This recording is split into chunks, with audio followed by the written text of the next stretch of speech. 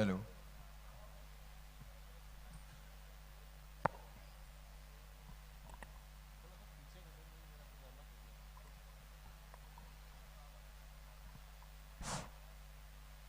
Hello hello.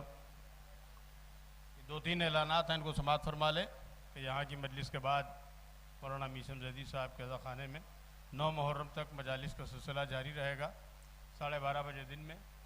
इस मजलिस के बाद और इन मजालिस में ख़तीब अहले बैत अली जनाब मौलाना मिर्ज़ा अनवर हुसैन साहब क़िबला का बयान होगा। आप हज़रात से कसीर तादाद में शिरकत की गुजारिश है। कल शब में 8 बजे दरगाह हज़रत अब्बास के पास मीर सादिक की मस्जिद के पास जनाब अनीस अब्बास साहब के अज़ा खाने में मजलिस होगी। शब में इस मजलिस को ख़तीब अहले बैत अली जनाब मौलाना सैयद मोहम्मद अस्करी साहब क़िबला ख़िताब फरमाएंगे। बैतुल हुज़्न में यकुम मुहर्रम से 9 मुहर्रम तक शब में 8 बजे ख़तीब अहले बैत अली जनाब मौलाना अबू तालिब मेहंदी साहब का बयान जारी रहेगा। आप हज़रात से गुजारिश है उसमें भी शिरकत फरमाएँ। और जैसा कि आपको इल्म है 2 मुहर्रम से 6 मुहर्रम तक जनाब अंसार हुसैन साहब के अज़ा खाने में आफ्ताब ख़िताबत अली जनाब मौलाना मीसम जैदी साहब क़िबला मजालिस को ख़िताब फरमाते हैं। इंशाअल्लाह इमसाल भी वक्त की पाबंदी से मजलिसें शुरू होंगी। शब में 9:30 बजे आप हज़रात से कसीर तादाद में शिरकत की गुजारिश है। सरगा पार्क के सामने शायर अहले बैत जनाब अनीस संदिलवी साहब मरहूम के अज़ा खाने में मरसिया खानी की मजालिस का सिलसिला 9 मुहर्रम तक जारी रहेगा।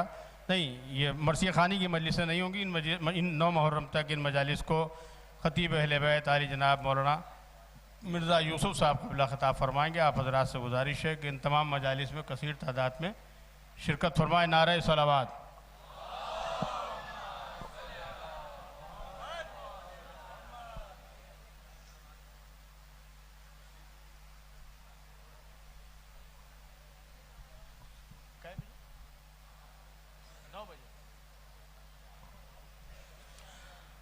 यतीम खाने के रूबरू वज़ा खाना हसनैन में जनाब मोहसिन साहब जनाब एहसन सईद साहब की जानिब से मरसिया खान इसका सिलसिला 9 मुहर्रम तक शब में 9 बजे जारी रहेगा।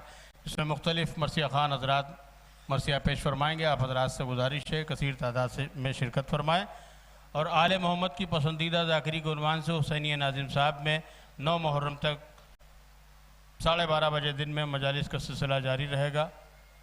आप हज़रात से गुजारिश है इन तमाम मजालिस में शिरकत फरमाएँ। नारे सलावत।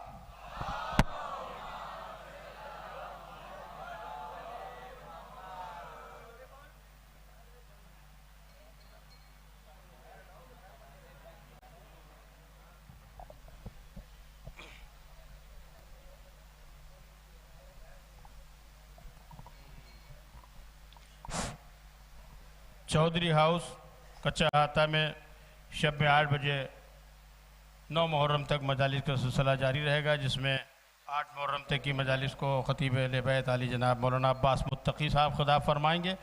और 9 मुहर्रम की मजलिस को आफ्ताब ख़िताबत अली जनाब मौलाना मीसम जैदी साहब क़िबला ख़िताब फरमाएँगे। आप हज़रात से गुजारिश है इन मजालिस में भी कसीर तादाद में शिरकत फरमाइएगा। नेहरू क्रॉस शाह जलाल की मस्जिद पर ख़तीब अहले बैत अली जनाब मौलाना अब्बास मुत्तकी जैदी साहब क़िबला का बयान 9 मुहर्रम तक शब में जारी रहेगा। आप हज़रात से गुजारिश है इन मजालिस से भी कसीर तादाद में शिरकत फरमाएँ। और सुबह वक्त की पाबंदी से ठीक 9 बजे छोटे इमाम बाड़े में मजालिस का सिलसिला जारी है। ख़तीब अहले बैत अली जनाब मौलाना मीसम जैदी साहब क़िबला ख़िताब फरमा रहे। नारे सलावत।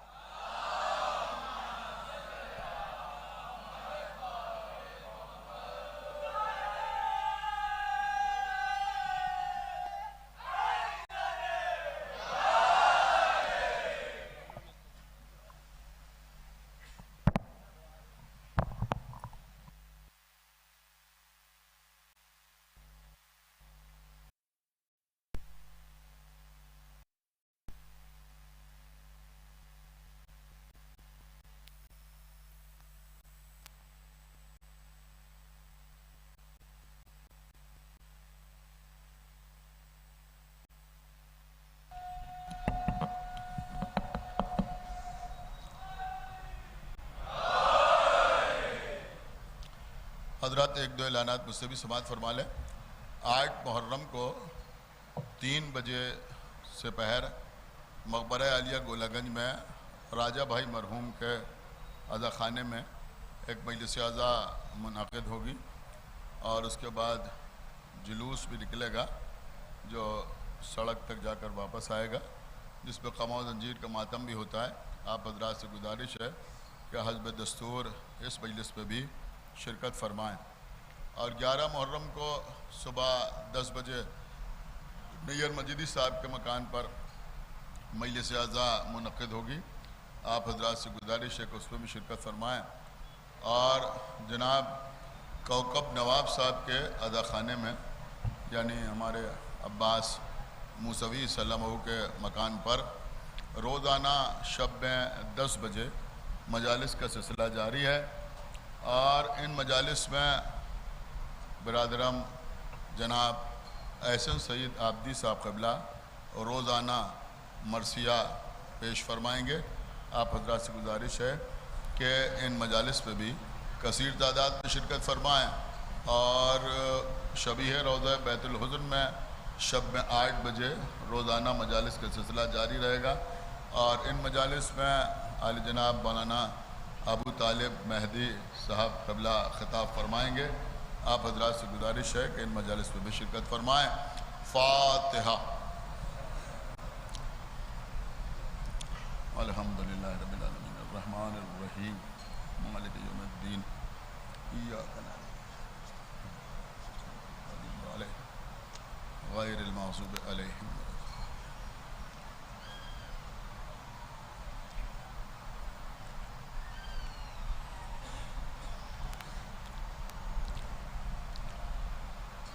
औज़ु बिल्लाहिस समीइल अलीय्यिल अज़ीम मिनश शैतानिर लईनिर रजीम। बिस्मिल्लाहिर रहमानिर रहीम। अल्हम्दुलिल्लाहिल्लज़ी हदाना लिहाज़ा वमा कुन्ना लिनहतदिया लौला अन हदानल्लाह लक़द जाअत रुसुलु रब्बिना बिल हक़। अस्सलातु वस्सलाम अला साहिबिद्दीन वल इस्लाम वल हिल्ल वल हराम वल रुक्न वल मकाम वस्सलात वस्सयाम वस्सुजूद वल क़याम वश्शरीअत वल अहकाम वल हुज्जत वल बुरहान वल मोहब्बत वल इरफान वल हक़ वल बयान वल किताब वल क़ुरआन सय्यदना व नबीना व शफ़ीना व मौलाना व मौलस सकलैन जद्दिल हसन वल हुसैन अबिल क़ासिम मुहम्मद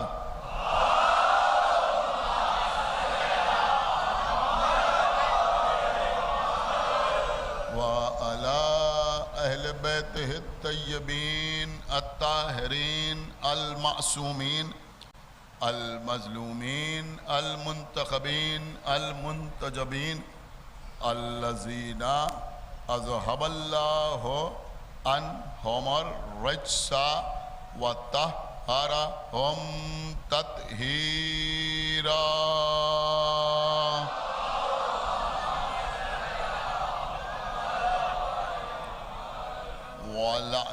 वलअनतुल्लाहि अला अदाइहिम व क़तलतिहिम व गासिबी हुकूक़िहिम व मुनकिरी फ़ज़ाइलिहिम व मसाइबिहिम अजमईन मिनल आन इला यौमिद्दीन। अम्मा बादु फ़क़द क़ालल्लाहु सुब्हानहु तबारका व तआला फ़ी किताबिहिल मजीद व फ़ुरक़ानिहिल हमीद व क़ौलुहुल हक़। बिस्मिल्लाहिर रहमानिर रहीम। इन्नल्लाह यामुरु बिल अदल वल एहसान। सलावत पर मोहम्मद।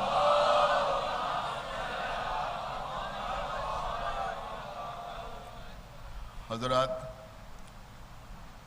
इस साल इस कदीम तरीन अशरे मजालिस का उन्वान करार दिया गया है अदालत।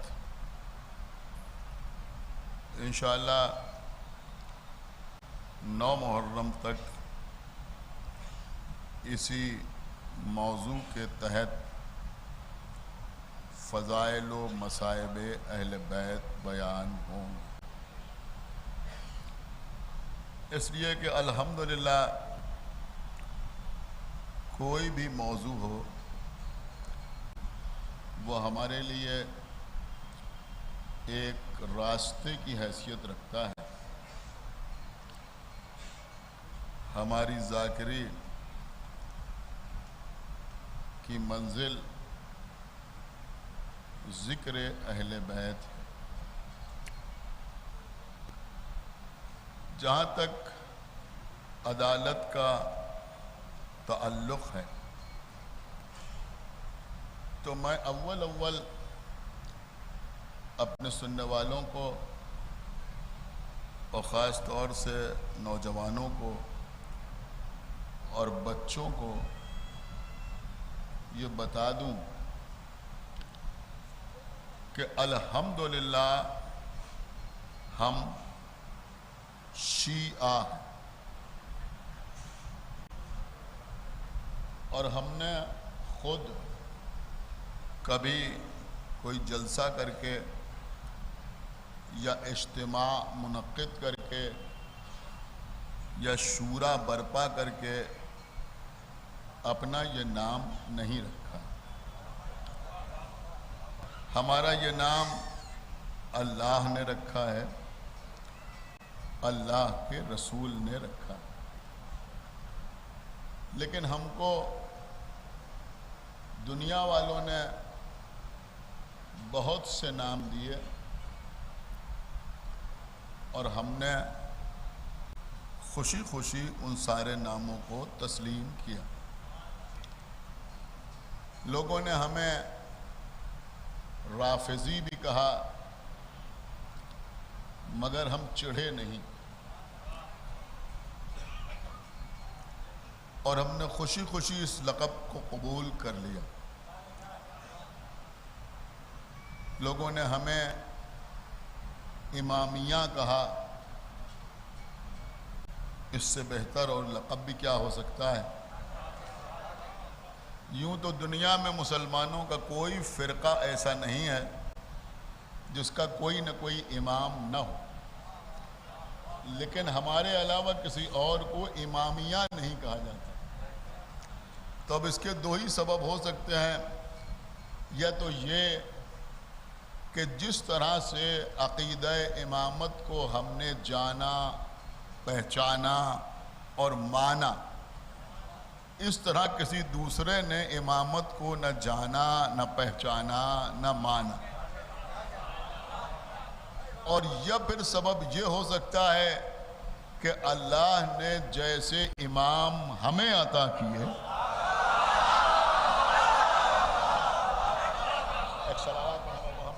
ऐसे इमाम किसी को अता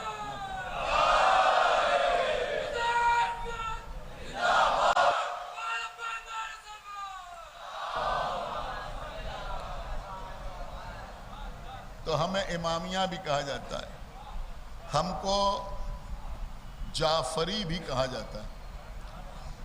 और इसलिए जाफरी कहा जाता है कि रसूलुल्लाह की आंख बंद होने के बाद 100 साल गुजर गए, तब लोग इमाम अबू हनीफा की वजह से अपने को हनफी कहने लगे।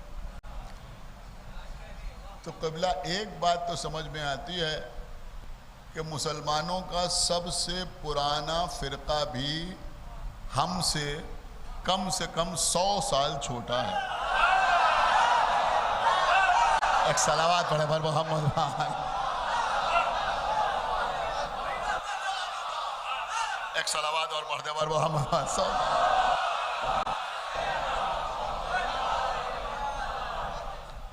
तो बहुत से लोगों से लोग मंसूब हुए और उस वक्त इमाम जाफर सादिक अलैहिस्सलातु वस्सलाम का दौर था।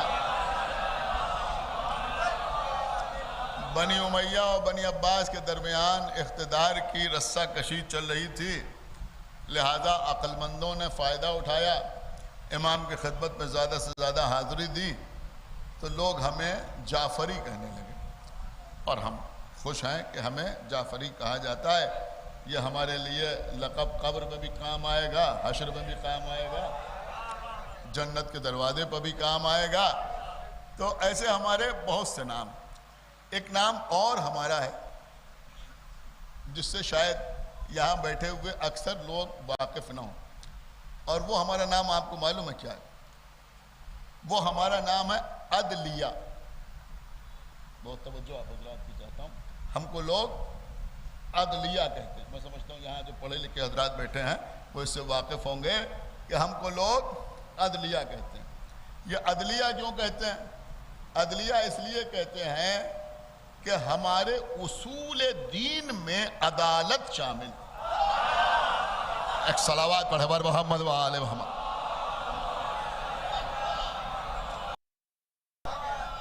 अब आप मुझे बताएं कि जिनके उसूल में अदालत शामिल हो, रूह में जुल्म कैसे शामिल होगा?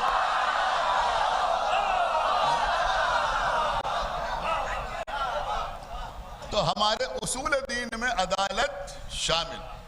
देखिए क़िबला, इस वक्त मैं आप हजरात के अज़ान आलिया पर, हालांकि ये पहली मजलिस है और पहली मजलिस पे आम तौर पर होता यह है कि तमहीद के तौर पर कुछ बातें पेश की जाती हैं और बात को तमाम कर दिया जाता है।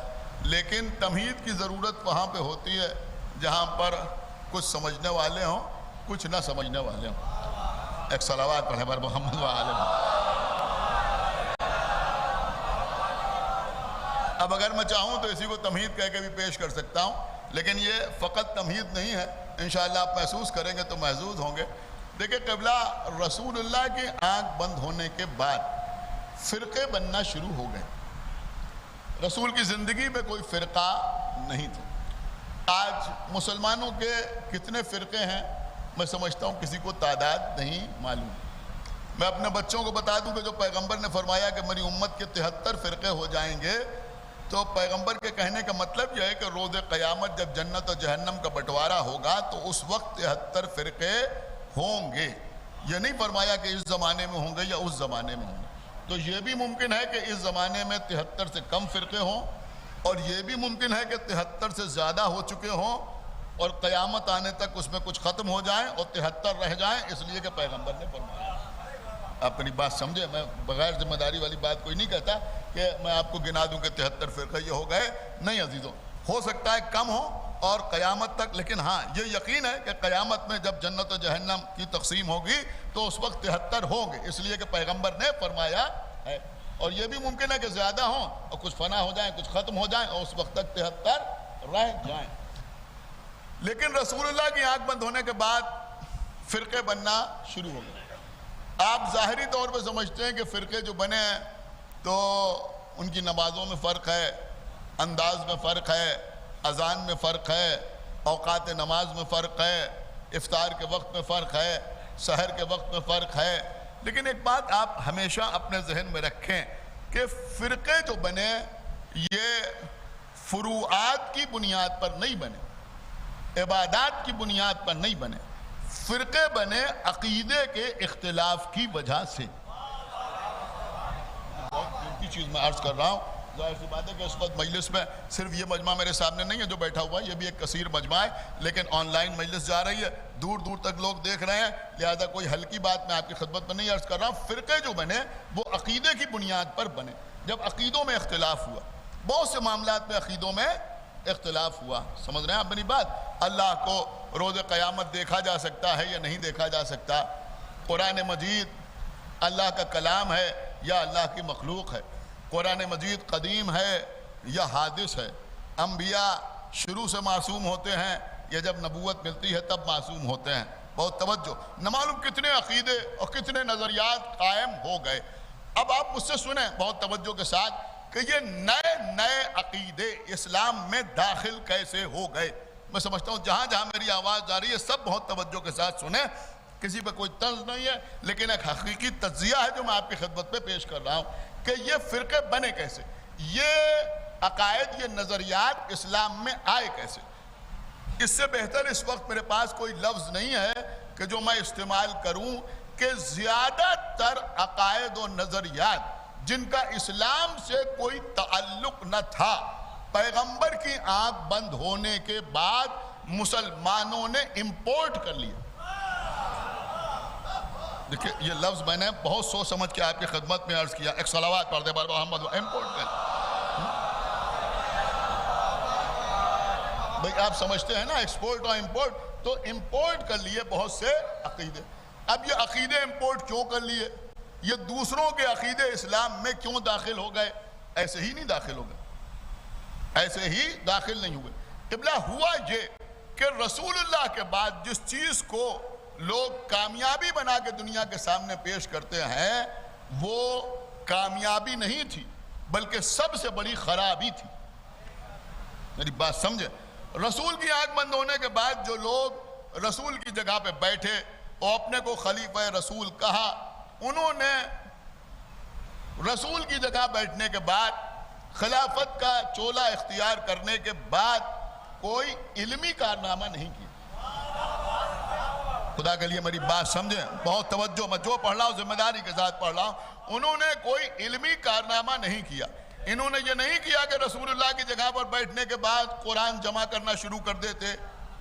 बहुत बाद में होश आया, एक सलावत पढ़े बार मोहम्मद व आले। सुन रहे हैं? अहादीस रसूल को जमा करना शुरू कर देते। ये बच्चे मेरी बात समझ रहे हैं? अगर उसी वक्त रसूलुल्लाह की हदीसों को जमा करना शुरू कर देते तो इतने इख्तिलाफात न होते। इसलिए कि अगर उस वक्त रसूल की हदीसें जमा होती तो अगर कोई गलत हदीस बयान करता तो 10 आदमी टोकने वाले मौजूद होते कि हमने खुद अपने कानों से रसूल को सुना, ये कहते हैं। तो उस वक्त इस्लाह की गुंजाइश ज्यादा थी, लेकिन इस तरफ कोई तवज्जो नहीं की गई। न कोई इल्मी काम किया गया, न कुरान जमा किया गया, न हदीसों की तरफ, समझ रहे हैं आप, कोई खास रुजू किया गया। बल्कि किया क्या गया कि सबसे ज्यादा जो तवज्जो थी वो इस बात पर थी कि किसी तरह से ज़कात जमा कर ली जाए। आपने गौर ही नहीं किया, सबसे ज्यादा जोर इस बात पर था कि ज़कात जमा कर ली जाए। और फकत ज़कात जमा करने के चक्कर में न मालूम कितने कलमा गोयों को कत्ल कर दिया। जिन्होंने ज़कात से इनकार नहीं किया, इनको ज़कात देने से इनकार किया।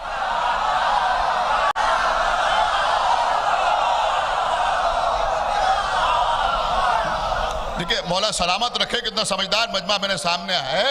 ये पूरी तारीख है जो मैं आपकी खिदमत में मुख्तसर में अर्ज कर रहा हूँ। जिन्होंने इनको ज़कात देने से इनकार किया उनमें न मालूम कितने कलमा गोयों को कत्ल कर दिया गया, जिसमें जनाब मालिक बिन नवेरा का नाम सर फहरिस्त, जिनको नमाज पढ़ने की हालत में कत्ल कर दिया गया। नमाज पढ़ रहे थे, बहुत तवज्जो आप हज़रात की, नमाज पढ़ रहे थे, उन्हें कत्ल कर दिया गया। इसके अलावा दूसरा काम यह किया गया कि हुकूमत को वुसअत दी जाए। मुख्तलिफ ममालिक पर हमले किए गए, समझ रहे हैं आप। ईरान लश्कर गया, यानी ये जो अदवार गुजरे हैं रसूलुल्लाह के बाद, इनमें यही सब तो हुआ है ना। उन्होंने कहा रोम फतह हो गया और स्पेन पर इस्लाम का झंडा लहरा दिया गया और फारस पर हुकूमत हासिल हो गई, अफ्रीका के ममालिक ज़ेर हुकूमत आ गए। इसका मतलब यह हुआ कि तौसीए हुकूमत इनका असल नजरिया रहा। खुदा के लिए बेदार होकर सुनिए। अब अजीजों हुआ क्या, सुने मेरी बात।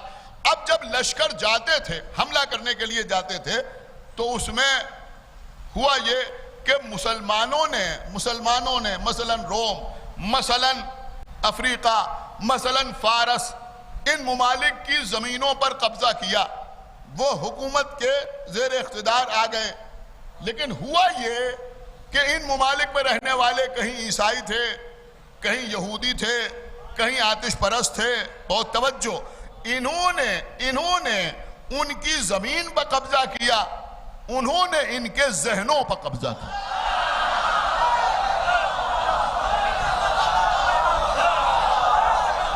भैया एक सलावात पढ़े पर मोहम्मद व आले मोहम्मद।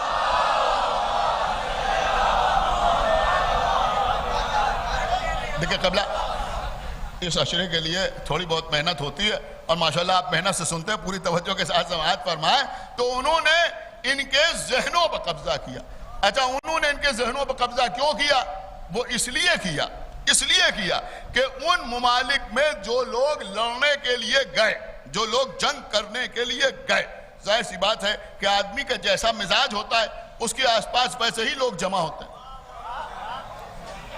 आप जी मेरी बात समझ लें, बहुत तवज्जो आप हजरात की चाहता हूं। उसके आसपास वैसे ही लोग जमा होते हैं। मैंने इशारा कर दिया, समझना आपका काम है।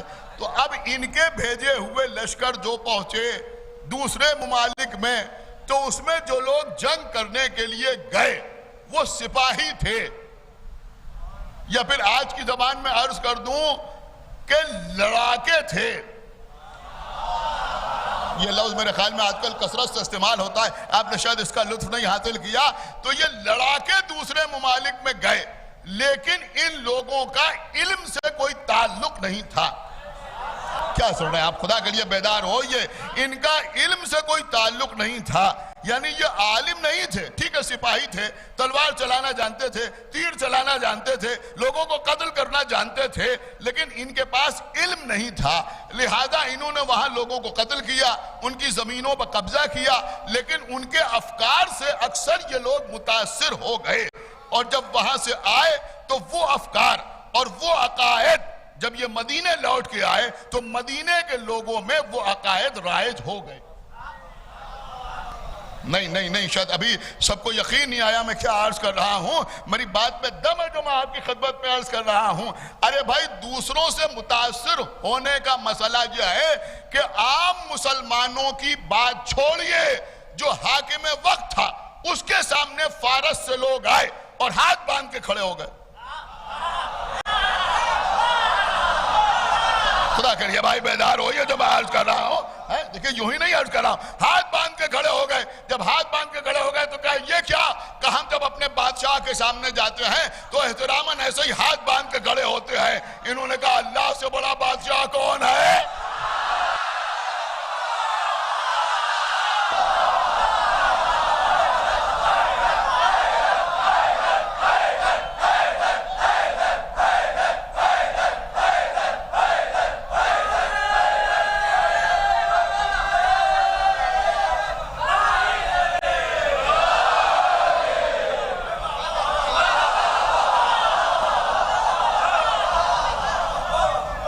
मौला आपको खुश रखे, सलामत रखे। तो अब ये इंपोर्ट ही तो हुआ तरीका। आप गौर कर रहे हैं, आप कह रहे हैं फारस फतह हो गया, अमा फारस फतह हो गया, मुसलमानों के हाथ बन गए।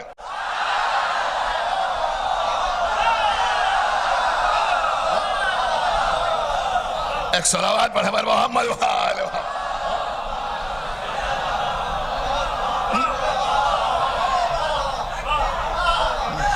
सुनिए जो मैं अर्ज कर रहा हूं, मौला सलामत रखे इन लोगों को जैसे सुन रहे हैं। बहुत तवज्जो आप हजरात की चाहता हूं। आप मुझे बताइए, अब जब दूसरे मुल्कों पर हमला हुआ, हो सकता है किसी दिन मैं आपकी खिदमत में अर्ज करूं कि ये जो लोग लड़ने के लिए जाते थे तो खालिस दीनी जज्बे के तहत नहीं जाते थे, बल्कि अरबों का एक माहौल था। वो मैं इंशाल्लाह किसी दिन आपकी खिदमत में अर्ज करूंगा। इस वक्त वो नहीं अर्ज कर रहा हूं, मैं चाह रहा हूं इसी मौजू को पर रहूं। तो बहरहाल दूसरे मुमालिक में गए।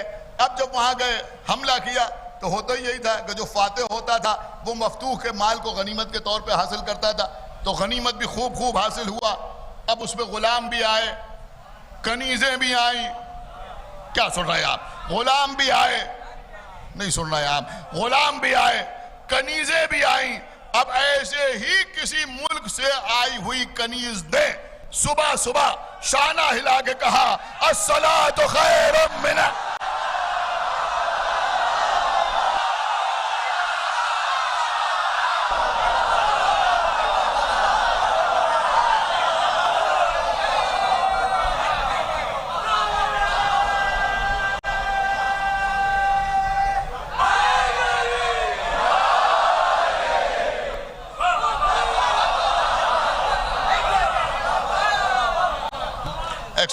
पढ़ दे मोहम्मद व आले मोहम्मद।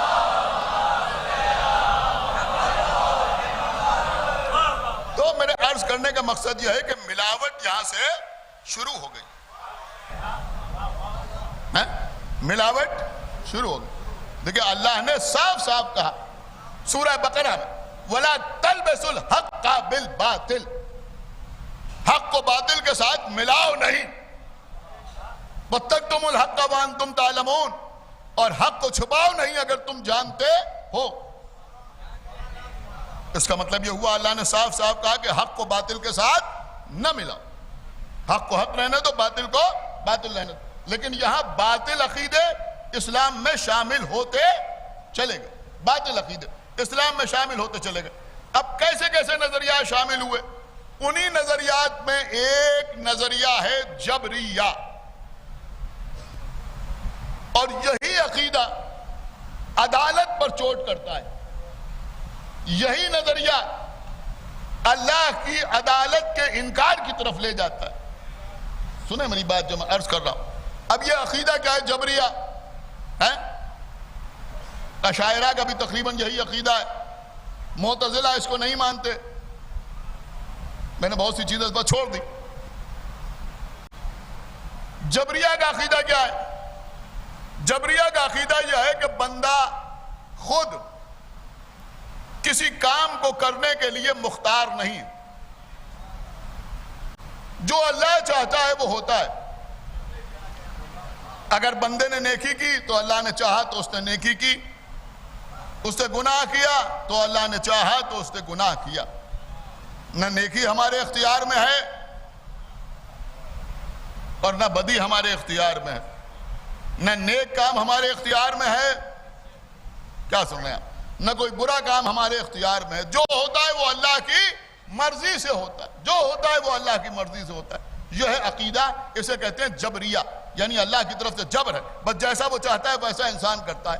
और वो कहते हैं कि अल्लाह ने लौहे महफूज पर लिख दिया है, अब जो अल्लाह ने लिख दिया बस वैसा ही होना है, बंदे के इख्तियार में कुछ नहीं है। आप मुझे बताइए कि अगर यह अकीदा रखा जाए तो किसी इबादत में कोई लुत्फ आएगा?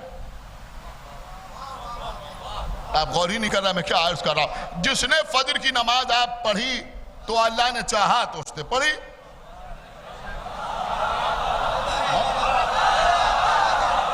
और जिसने नहीं पढ़ी तो अल्लाह ने नहीं चाहा तो उसने नहीं पढ़ी। तो अब पढ़ने वाले के लिए जजा कैसी, न पढ़ने वाले के लिए सजा कैसी है? पढ़ने वाले के लिए जजा कैसी और न पढ़ने वाले के लिए सजा कैसी? तो ये अकीदा जबरिया है कि जो अल्लाह चाहता है वो होता है। और देखिए, जब कोई खराब माल किसी होशियार आदमी को बेचना होता है तो वो उसकी पैकिंग बहुत अच्छी करता है,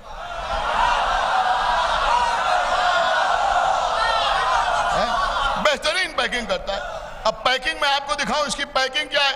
इसकी पैकिंग यह है कि अल्लाह की मर्जी के बगैर पत्ता नहीं हिलता।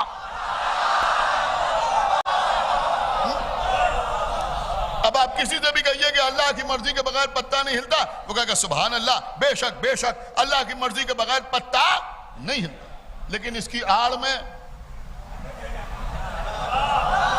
सुनिए जो मैं अर्ज कर रहा हूं, ये बताना क्या चाहते हैं, ये सुनाना क्या चाहते हैं। बस अजीजों, इस मजलिस का यानी आज फैसला कुन जुमला आपकी खिदमत में अर्ज कर रहा हूं कि ये अकीदा जबरिया भी मुसलमानों के दरमियान बेसबब राइज नहीं किया गया। इसका भी एक मकसद था, चूंकि पैगंबर की आंख बंद होने के बाद आले मोहम्मद पर मजालिम का सिलसिला शुरू हुआ। मौला अली को उनके हक से महरूम किया गया, बीबी जहरा से फदक छीना गया, बीबी पर जलता हुआ दरवाजा गिराया गया, मौला अली के सर पर जरबत लगी, इमाम हसन को जहर दिया गया, इमाम हुसैन को करबला में शहीद किया गया। बहुत तवज्जो। और ये सारे जुर्म मुसलमानों ने खुद किए। क्या सुन रहे हैं आप? खुद किए। लिहाजा ये अकीदा जबरिया इसलिए राइज किया गया ताकि मुजरिमीन आले मोहम्मद को बचाया जा सके।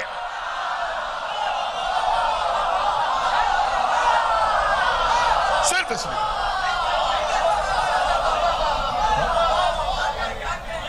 एक सलावत और पढ़े बर मोहम्मद व आले मोहम्मद।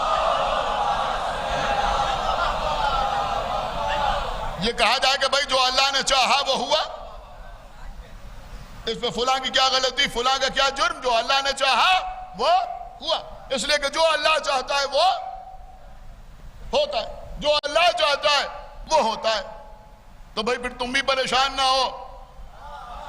अल्लाह ने चाहा तो मौला अली का हक छिना, अल्लाह ने चाहा तो बीबी को फदक न मिला तुम्हारे कहने के मुताबिक, अल्लाह ने चाहा तो बीबी पर जलता हुआ दरवाजा गिरा, अल्लाह ने चाहा तो अली के सर पर जरबत लगी, अल्लाह ने चाहा तो इमाम हसन शहीद हुए, अल्लाह ने चाहा तो इमाम हुसैन शहीद हुए।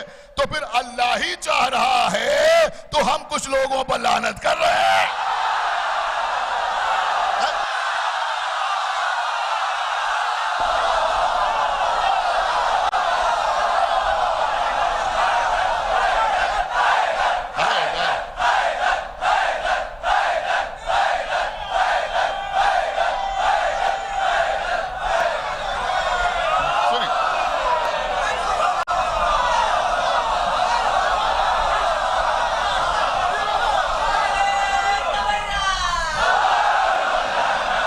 एक सलावत पढ़े बर मोहम्मद व आले मोहम्मद।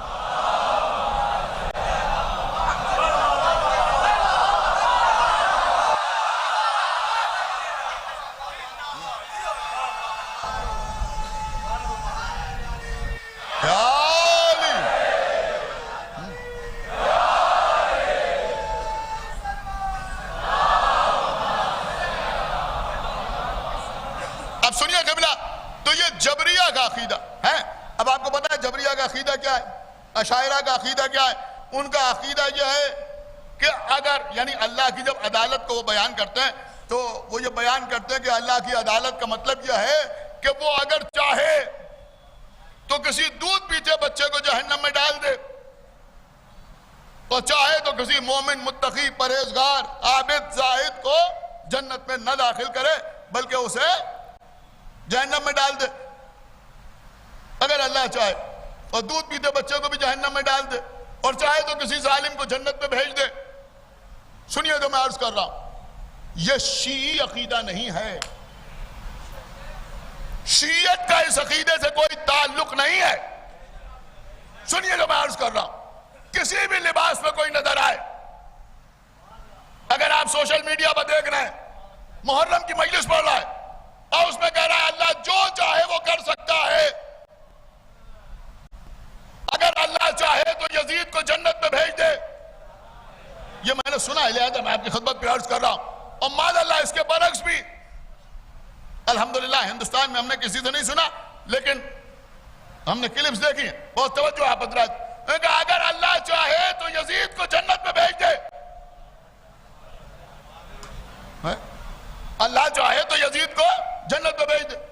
और इसके बरक्स भी जबान पे आ गया कि अगर अल्लाह चाहे तो इमाम हुसैन को, और उसके बाद वो लफ्ज इस्तेमाल किया। हम क्या बकते हो, ये शी अकीदा ही नहीं है। और शिया तो शिया, ये मुतजिला का भी अकीदा नहीं, ये अशायरा का अकीदा है कि वो चाहे तो बेगुनाह को जहन्नम में भेज दे और वो चाहे तो गुनाहगार को जन्नत अता कर दे। ये उनका अकीदा है, ये हमारा अकीदा नहीं है। अब अगर आप उनसे कहिए कि अल्लाह यजीद को जन्नत में नहीं भेज सकता, तो वो आपसे चढ़ के पूछेंगे कि क्या अल्लाह कादिर मुतलक नहीं है। देखिए सुने जो मैं अर्ज कर रहा हूं, वो कहेंगे क्या अल्लाह कादिर मुतलक नहीं है? बेशक अल्लाह कादिर है, कौन इससे इनकार करता है? अल्लाह कादिर है। देखिए अब मेरे ख्याल में जितने हज़रात बैठे हैं, चाहे बुजुर्ग हो चाहे बच्चा हो, कोई मेरी बात पर खामोश नहीं रहेगा अगर बात को समझेगा। लेकिन तुम जो ये बार बार कह रहे हो अल्लाह हर काम कर सकता है, सब कर सकता है, इसलिए कि वो कादिर है, छोड़ो यजीद को। हम तुमसे पूछ रहे हैं, ये बताओ कि अल्लाह नमाज पढ़ सकता है? नहीं नहीं नहीं, आपने बहुत आसानी से सुना भाई। एक सलावत पढ़ दे मोहम्मद वाले, बताओ, बोलिए बोलिए। अल्लाह सजदा कर सकता है? अल्लाह रोजा रख सकता है? हम बाकी चीजों की बात नहीं कर रहे हैं कि झूठ बोल सकता है, गीबत कर सकता है, हम अच्छी अच्छी बातें आपसे पूछ रहे हैं। अल्लाह सजदा कर सकता है? कर नहीं। नमाज पढ़ सकता है? नहीं। रोजा रख सकता है? नहीं। वो तो कादिर मुतलक है, सब कर सकता है।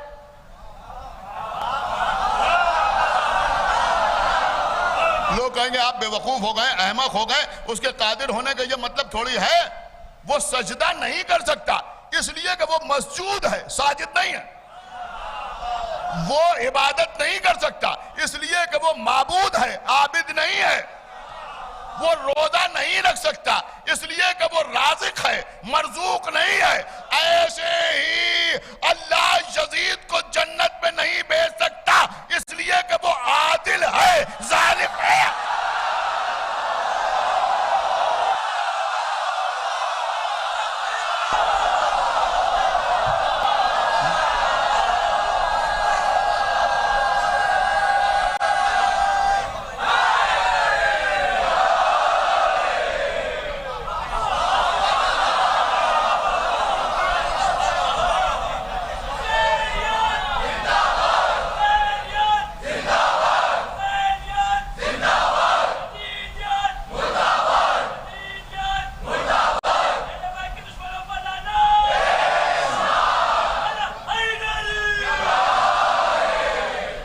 इसलिए कि अल्लाह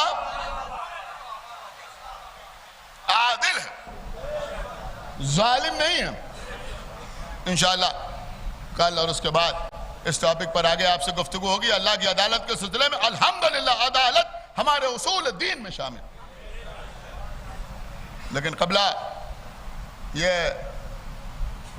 मुहर्रम के दिन आते हैं तो हुसैनी भी निकल आते हैं और बिलों में छुपे हुए यजीदी भी निकल आते हैं।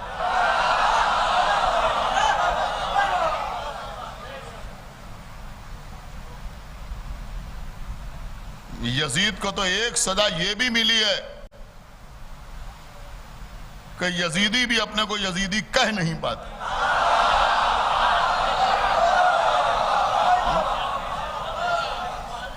लेकिन होशियार रहने की जरूरत है, अपने अकीदे पर कायम रहें, अकीदे की हिफाजत करें। हमारे उस्ताद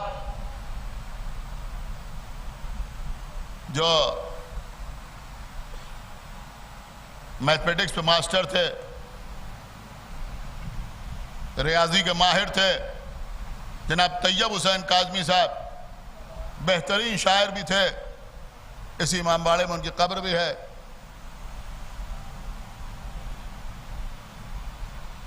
हमने उनसे भी कस्ब फैज किया। बेहतरीन शायर भी थे। क्या खूबसूरत 4 मिसरे उन्होंने इरशाद फरमाए। मेरा दिल चाह रहा है कि मैं आपकी खिदमत में अर्ज करूं। वो फरमाते हैं, सुने अजीजों, और उससे यह भी मालूम हो जाएगा कि अहले लखनऊ किस तरह से शेर सुनते हैं। पूरी तवज्जो आप हजरात की चाहता हूं। वो फरमाते हैं कि बहुत है गर्मिये बाजारे मजहब। क्या मिसरा दे दिया है। वो कहते हैं बहुत है गर्मिये बाजारे मजहब, दुकानों में सजावट हो रही है। खुदा के लिए बेदार होकर सुनिए।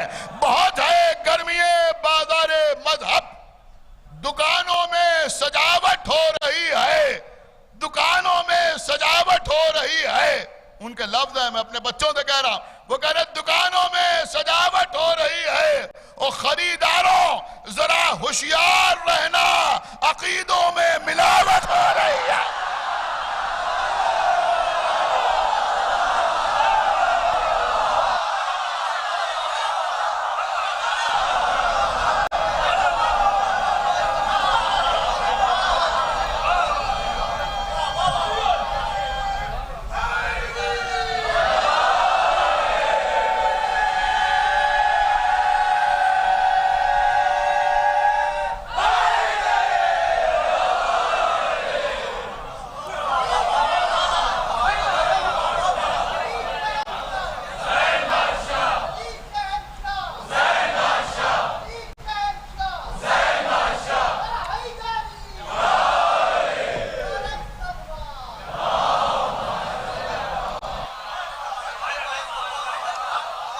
लेकिन अल्हम्दुलिल्लाह सारी मेहनतें बेकार हो जाती हैं, सारी बातें तमाम हो जाती हैं। अब कुछ लोग निकले हमको अज़ादारी सिखाने के लिए।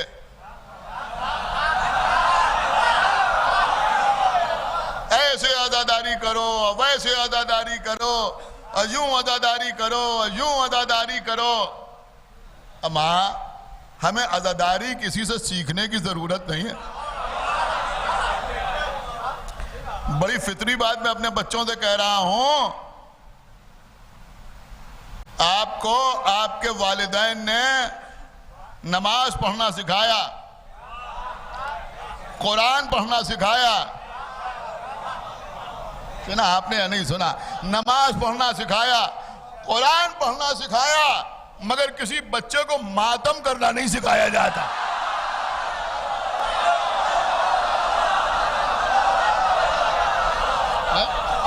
एक सलावत पढ़े मोहम्मद वाले मातम कर।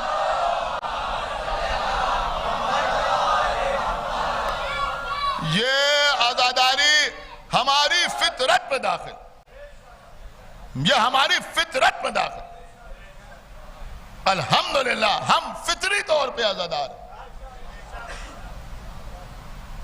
हम फितरी तौर पे आज़ादार। हमको किसी से सीखने की जरूरत नहीं।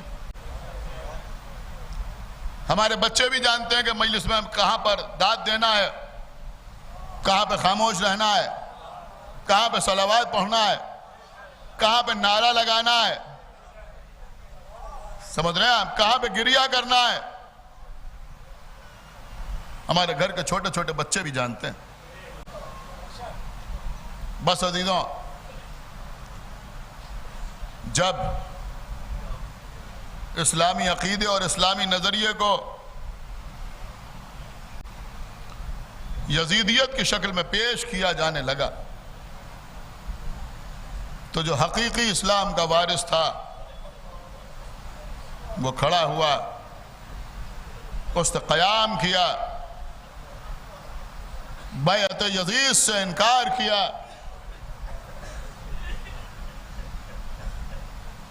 बस कोई रिवायत पढ़ने की जरूरत नहीं,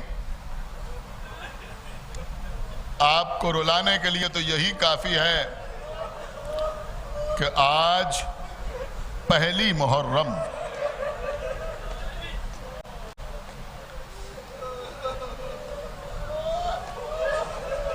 घरों में अज़ाखाने सज गए।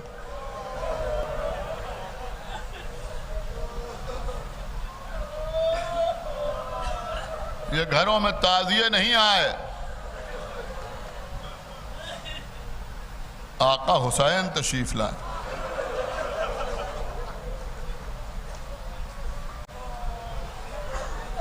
क्या था हमारे घरों में?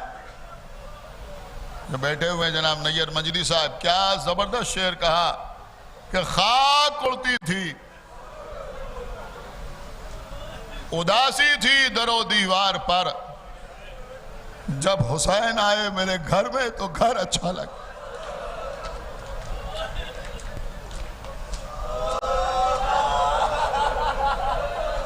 अब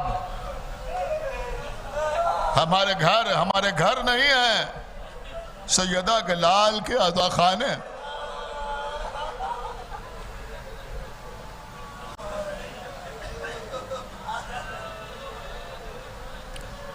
मजलिस सरवर, आमद जहरा और मेरा घर, अल्लाह अकबर।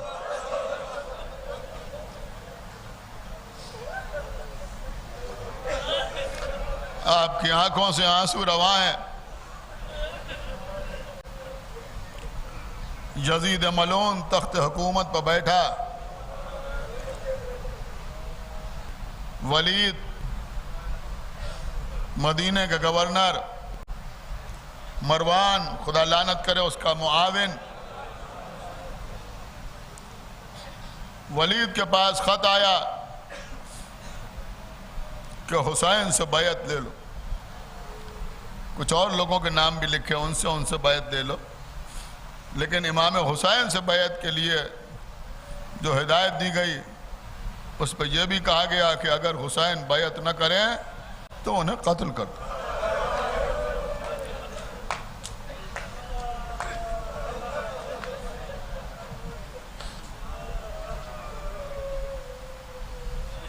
मुफस्सिर कुरान अल्लामा ज़फ़र असद साहब तबला अमरोहवी ने बड़ी अच्छी बात तहरीर की। उन्होंने कहा कि बैत तो एक बहाना था, हकीकत ये थी कि यजीद चाहता यह था कि हुसैन को मदीने ही में कत्ल कर दिया जाए, जिस तरह से उसके बाप ने इमाम हसन को जहर देकर मदीने ही में कत्ल कर दिया था। लेकिन यह हुसैन इब्ने अली की हिकमत थी कि हम कत्ल होने से नहीं डरते, शहादत तो हमारे घर का शरफ है, लिहाजा हम मदीने में कत्ल ना होंगे कि कातिल को छिपाया जा सके। कोई ये कहे कि हुसैन मदीने में कत्ल हो गए, हुसैन की वजह से मदीने में खूनरेजी हुई, लिहाजा हुसैन ने मदीना छोड़ दिया। यजीद ने चाहा कि हुसैन को मक्के में कत्ल कर दिया जाए, हाजियों के दरमियान पता न चलेगा किसने कत्ल किया। लेकिन हुसैन ने हाजियों के भेष में जब कातिल देखे, अहराम में छुपे हुए खंजर देखे, तो हज को उम्रे से तब्दील कर दिया। हुसैन ने करबला के मैदान का इंतखाब किया ताकि सारी दुनिया को मालूम हो जाए कि हुसैन का कातिल कौन है। हाँ अजीजों, आका हुसैन मदीना छोड़ के जा रहे हैं। बनी हाशिम में यह खबर आम हो गई कि हुसैन मदीना छोड़ के जा रहे। एक तरफ अपने घर में उम्मे हानी इमाम हुसैन की फूफी गिरिया कर रही हैं, जनाब उम्मे सलमा बेचैन हो रही हैं।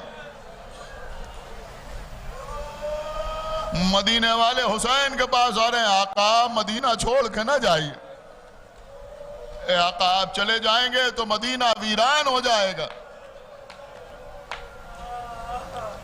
हुसैन फरमा रहे नहीं, मुझे मदीना छोड़ के जाना है, इसलिए कि ये लोग मुझे मदीने में रहने न देंगे। एक कनीज आई, आका आपको आपकी नानी ने याद फरमाया। इमाम हुसैन जनाब उम्मे सलमा के पास आए, मेरे लाल, मेरे बेटे, मेरी जान, मैंने सुना है तुम आज़िम सफ़र हो, इराक़ का सफ़र है। कहा नानी हम इराक़ की तरफ जा रहे हैं। कहा मेरे लाल, मेरा दिल घबरा रहा है, मैंने तुम्हारे नाना से सुना है कि तुम्हें इराक़ में कत्ल किया जाएगा। का नानी, जो नाना ने फरमाया है वो हो के रहेगा। का बेटा तुम्हारे नाना ने एक मुश्त खाक भी दी थी और कहा था उम्मे सलमा जब ये खाक खून हो जाए तो समझ लीजिएगा कि मेरा बेटा करबला में मारा गया।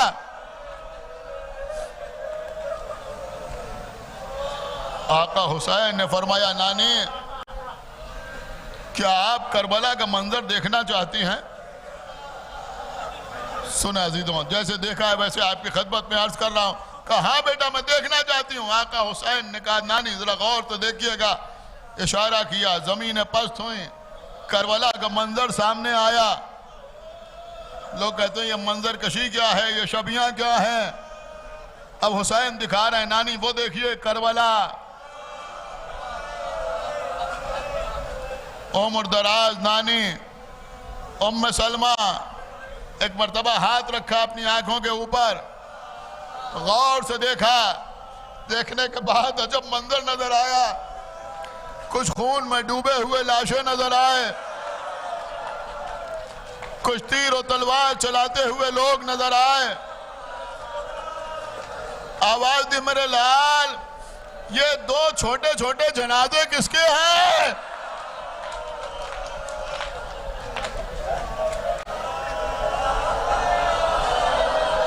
छोटे छोटे जनाजे किसके हैं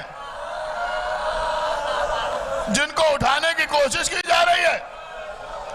कनानी, ये आपकी नवासी के बेटे ओनो मोहम्मद हैं। ए नानी, ये करबला में मारे जाएंगे। नानी और देखिएगा, और गौर से देखा। ए मेरे लाल, ये तुम झुक झुक के क्या उठा रहे हो?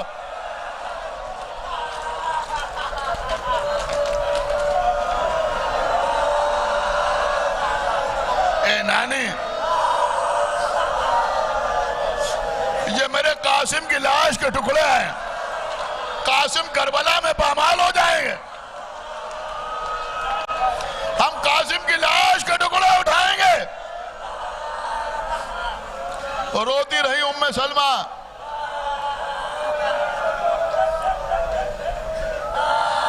ए मेरे लाल, ये तुम घोड़े से उतर उतर के क्या उठा रहे हो? ए नानी, सामने खड़े हुए थे आका अब्बास।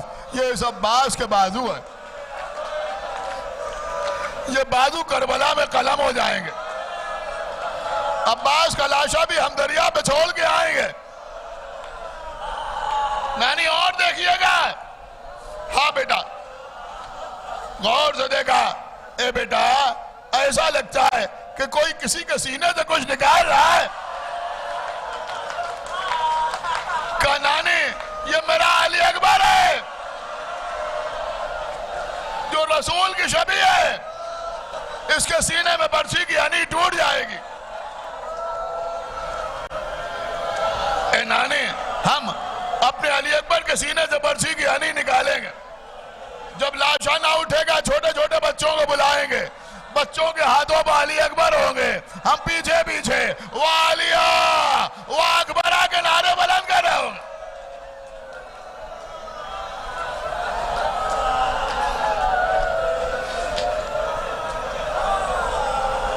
तबला ये मदीने में मजलिस हो रही है। आका हुसैन मसाइब बयान कर रहे हैं। रसूल की सौजा गिरिया कर रही है। मंजर दिखाए जा रहे हैं। ए बेटा, ये तुम बुलंदी पे हाथों पर उठाए हुए क्या खड़े हो? ये क्या हो रहा है? ए नानी, ये जो अभी चंद दिन का अली असगर है ना, ये करबला में 6 महीने का हो जाएगा। 3 दिन की भूख होगी, 3 दिन की प्यास होगी।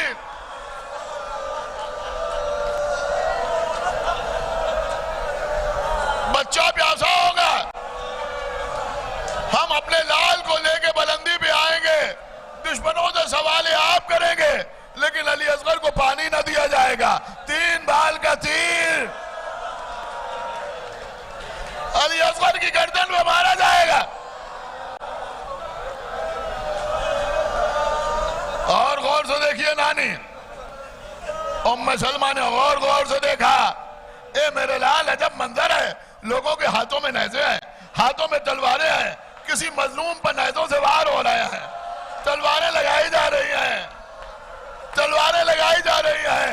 ए नानी, थोड़ा और गौर से देखिए। देखा, अरे कोई बीबी बुलंदी से फरियाद भी कर रही है। ए नानी, ये आपका लाल हुसैन। हम जख्मों से चूर चूर होकर नशेब में होंगे। अशकिया चारों तरफ से घेरे हुए, कोई नेज़ा मार रहा है, कोई तलवार मार रहा है। ए नानी, शिमर खंजर चलाएगा, हमारा सर तन से जुदा होगा। वो जो आपको बुलंदी पर बीबी नजर आ रही है, वो आपकी नवासी ज़ैनब।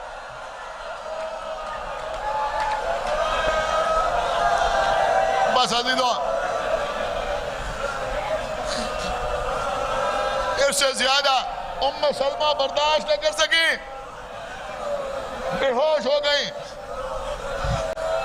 आका हुसैन भी रो रहे हैं। पानी मंगवाया, पानी मंगवाया, नानी के चेहरे पर छिड़का। आका हुसैन, आपकी नानी बेहोश हो गई। आपने चेहरे पर पानी छिड़का, होश में आ गई। लेकिन जब करबला में अकबर का जनाजा आएगा, ज़ैनब बेहोश होंगी तो पानी कहाँ होगा?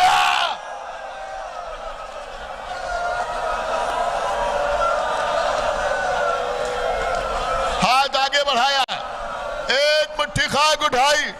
नानी ये खाक भी उसी खाक के साथ शामिल कर लीजिए जो नाना ने आपको दी थी। उम्मे सलमा ने उस खाक को भी उसी खाक में शामिल किया।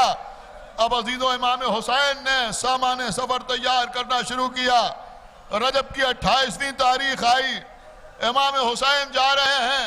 मैं समझता हूं कि इमाम हुसैन के सफर के हालात बयान किए जाएं और बीबी सुगरा का तस्करा न हो तो शायद मजलिस मुकम्मल नहीं होती। अजीजों, बीबी सुगरा, बीमार सुगरा, जाने वाली बीबियों के फेहरिस्त पर सुगरा का नाम नहीं। कभी बीबी ज़ैनब के पास, कभी बीबी उम्मे कुलसूम के पास, अरे हम बीमार हैं। कभी कोई दवा पिलाता था, कोई सराहने आके बैठता था, अली अकबर गुफ्तगू करते थे, हमारा दिल बहल जाता था। अली असगर को गोद में ले लेते थे, कुछ चैन और सुकून हासिल हो जाता था। अब सब चले जाएंगे तो ये सुगरा क्या करेगी? हर तरफ से एक ही जवाब, जो भाई हुसैन की मर्जी, जो आका हुसैन की मर्जी। मायूस होकर सुगरा घर के दरवाजे पर खड़ी हो गई। आका हुसैन ने बीमार बेटी को देखा, चेहरे के कर्ब को देखा, आंखों से बहते हुए आंसुओं को देखा। आवाज दी, जो बीबी सवारी की तरफ बढ़े, सबसे पहले सुगरा से रुखसत हो, सुगरा को तसल्ली दे। जब सब सुगरा को तसल्ली देंगे तब काफिला आगे बढ़ेगा। उम्मे लैला आगे आई, मेरी बेटी सुगरा, मां से ज्यादा कौन समझ सकता है बेटी को छोड़ के जाने का दर्द क्या है? कोई जवाब न दिया। उम्मे रबाब आई, सुगरा, हम जानते हैं अली असगर के बगैर तुम्हारा दिल नहीं लगता, लेकिन जो आका हुसैन की मर्जी। बस 2-3 मिनट के अंदर मजलिस तमाम हो रही। उम्मे कुलसूम आई, सुगरा, हम भैया अब्बास को याद दिलाते रहेंगे कि अगर एक भतीजी साथ में है तो एक मदीने में इंतजार कर रही है।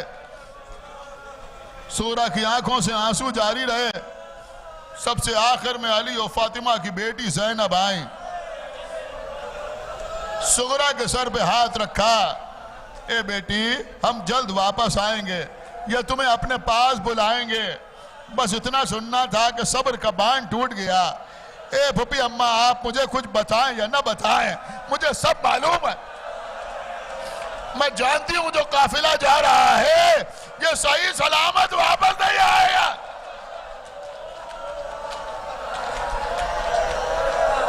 बस आखिरी फिक्र है, मजलिस तमाम है। का सुगरा क्या कह रही हो? का फूफी मैं जानती हूं अब मेरे बाबा से मुलाकात ना होगी। ए सुगरा क्या कह रही हो? का फूफी अम्मा, जब रात हो जाती है सब अपने अपने बिस्तर पर सहने खाना में लेटते हैं, मैं भी लेटती हूँ, मुझे नींद नहीं आती बीमारी की वजह से। सुगरा, हम जानते हैं बीमारी में नींद नहीं आती। फूफी अम्मा सुनिए तो, जब रात होती है सब सो जाते हैं, मैं जागती रहती हूँ। जब निस्फ शब गुजर जाती है, जैसे जी चाहे वैसे सुनिएगा और जैसे चाहिएगा वैसे मौला अब्बास की खिदमत में पुरसा पेश कीजिएगा बीबी सुगरा का। हाँ अजीजों, बीबी फरमाती हैं कि जब निस्फ शब गुजर जाती है तो एक बीबी सियाह चादर ओढ़कर घर में आती है, आगे कहती है, मेरे हुसैन, मैं तुझ पे कहाँ कहाँ रोऊंगी। अरे उस वक्त रोऊंगी जब तेरे गले पर खंजर चल रहा होगा, या उस वक्त रोऊंगी जब तेरा सर नोके नादा पे बुलंद होगा, या उस वक्त रोऊंगी जब शराबी के दरबार में तेरा सर तश्ते तिला में रखा हुआ होगा। वो मलून छड़ी से तेरे लबाए मुबारक से